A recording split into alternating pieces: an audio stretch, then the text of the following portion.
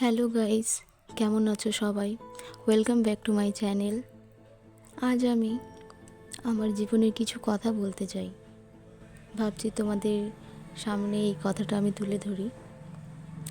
2 মে যখন ব্রাভো আমাকে দেখতে এসেছিল, আমি তাকে অনেক পছন্দ হয়েছিলাম। তারপর আমাদের দুই বাড়ির থেকেই কথাবার্তা হওয়ার পর আমাদের রেজিস্ট্রি হয়ে গেল। অবশেষে আমাদের বিয়েটা এত তাড়াতাড়ি হলো বুঝতেই পারলাম না, কারণ আমি তাকে ঠিক মতন চিনতাম না, জানতামও না সে কেমন ছেলে, তার পছন্দ অপছন্দ, তার লাইফস্টাইল কিচ্ছু জানা ছিল না। বিয়ের পর অনেকটা নিজেকে আনকমফোর্টেবল মনে করতাম তার সামনে আসতে, কথা বলতে, তার সাথে ঘুরতে যেতে। সেও মনে হয় তাই মনে করতো, কারণ আমাদের অ্যারেঞ্জ ম্যারেজ ছিল। আমরা একের অপরের ঠিক মতো জানতাম না, চিনতাম না। হঠাৎ করে কিছুদিনের মধ্যে আমাদের বিয়ে হয়। তারপর দিন যেতে যেতে ভালো মতন চিনলাম, জানলাম। আমরা প্রথমে এক ভালো বন্ধু হই। সে আমাকে নিজের পছন্দ অপছন্দ বলে এবং আমিও তাকে বলি। তার সাথে বছরের পর বছর কেটে যায়। তখন মনে হয় যেন আমরা একে অপরকে বিয়ের আগে থেকেই চিনি। সে খুব একটা ভালো মনের মানুষ, হেল্পফুলি। পয়সা দিয়ে যদি নাও পারে তাও চেষ্টা করে। ও আমাকে একটাই কথা বলে যে, দীপু, তুমি আমার সাথে থেকো সারাটা জীবনের জন্য আমার সাথে থেকে যাও। তুমি আমাকে কোনো দিনও ছেড়ে যাও না, আমাকে সাপোর্ট করো। আমি যেই কাজ করি না কেন তুমি আমার সাথে থাকো, আমাকে সাপোর্ট করো। তুমি নিজেকে কোনো দিনও ছোটো মনে করো না, আমাকে এইভাবে বলে। কিন্তু আমি কোনো দিনও এগুলো মনে করি নাই।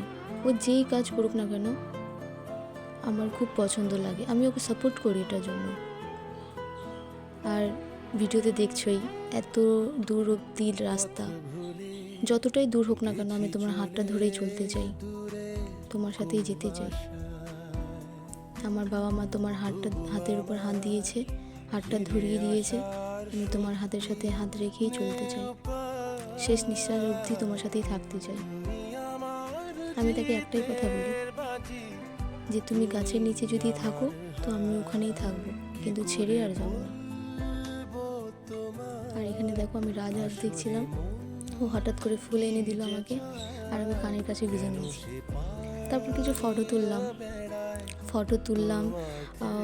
তারপর দুধিয়া ব্রিজে ওকে আমি ফটো তুলে দিলাম। ওকে একটা সিভিল পুলিশের মতন লাগছিল, তাই আমি বললাম যে তুমি দাঁড়াও।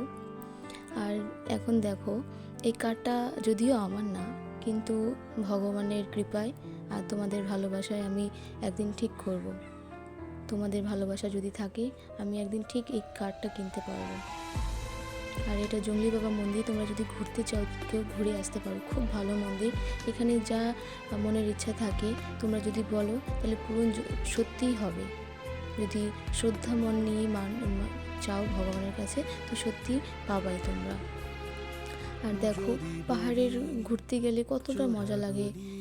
রাস্তা, দুই পাশে গাছ, মাঝখান দিয়ে রাস্তা, তারপর ছোট ছোট বাড়ি, খুব সুন্দর লাগে। আমাদেরও পাহাড়ে বাড়ি হতো তো খুব ভালো হতো। আমরা মোমো খেতাম। মোমো পাহাড়ে গেলে খেতে খুব মজা লাগে, একটা আলাদা রকম টেস্ট থাকে পাহাড়ের মোমো, ম্যাগি খেতে গেলে খুবই ভাল লাগে। আর এখানে আমরা দুধিয়াতে এসেছিলাম। তারপর দুধিয়াতে ওখানে ব্রিজের নিচে আমরা নদীতে বসেছিলাম, ওখানে আমি কিছু ভিডিও করলাম। তারপর ওখান থেকে গিয়ে আমরা মধুবন পার্কে গিয়ে রিলস বানালাম। যেহেতু ওর পছন্দ না, ও পিছনে চলে যাচ্ছে, আমি একা একা বানাচ্ছিলাম। তারপর ওকে ডাক দিয়ে আমি ফুল দিলাম, দেখতেই পারবে ভিডিওতে। ওকে ফুল দিচ্ছি, ও লজ্জা পেয়ে তারপর চলে যাবে। ও এরকমই খুব লজ্জা পায়, আর হচ্ছে ক্যামেরার সামনে আসতে চায় না। আর ও জানে যে আমি এখন ভিডিও বানাই, তো ও আমাকে একটাই কথা বল যে, তুমি যা করবা করো, আমি সাপোর্ট করি তোমাকে।